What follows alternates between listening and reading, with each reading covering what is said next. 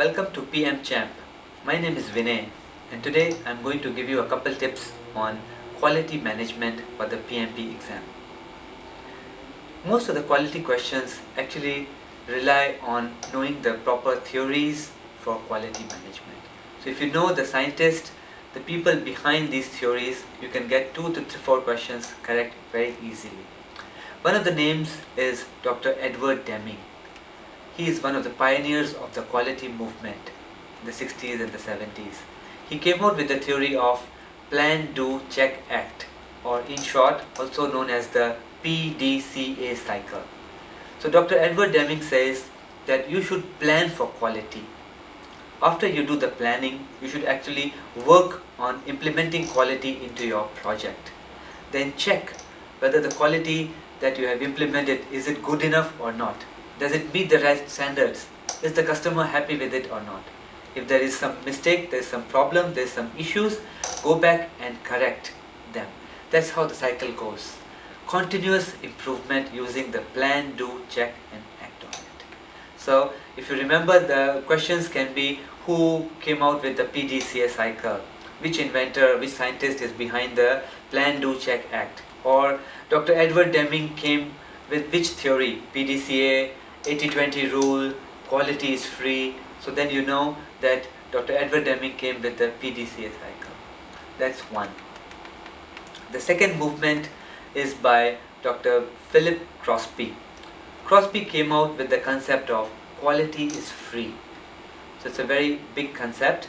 It says that in the long run, quality is free. You know, at the time when you're doing the project, it seems that adding quality will take extra time, extra resources, and it will add to the cost of quality. That's why many people, they try not to spend too much time on quality because they think they're spending time, or rather they're wasting time or money. But Philip Crosby says that the initial time spent on improving the quality of the product or service is actually nothing compared to the overall long-term lifespan of the product and the amount you will spend in repairing, correcting problems, dealing with the customers, repairing, and the amount of goodwill that you will lose in the long run. If you look at the total cost, compare it to the initial cost of implementing quality on the project, it will seem like nothing. So that's why he says quality is free.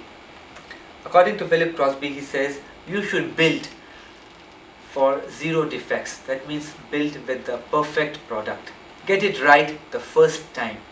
If the product is built to be correct, to be right at the first instance itself, there's very little for you to check back. You will save on time, money, resources, and the product will have such high quality, people will come back for more. So build it right the first time. He says you shouldn't be inspecting products, rather you should be looking at preventing the defects from happening in the product in the first place. That means build it right the first time, 0 defects, and then quality becomes free. If you need more tips on helping you to pass for the PMP exam, head straight to pmchamp.com, where you can sign up for the newsletter, get more exam tips as well as exam questions, mock exam questions, and there are a huge number of posts which I have written for you to review and browse through that will help you to prepare for the PMP exam. You can find other resources, and then on top of it you can subscribe to the newsletter and you can take part in the PMP forum, where you can post questions, and fellow PMP aspirants as well as people who have passed the PMP exam, they are moderating these forums and they are answering the queries and questions that you will post. So feel free to drop by pmchamp.com and hope you will pass the PMP exam very quickly in your first attempt. All the best.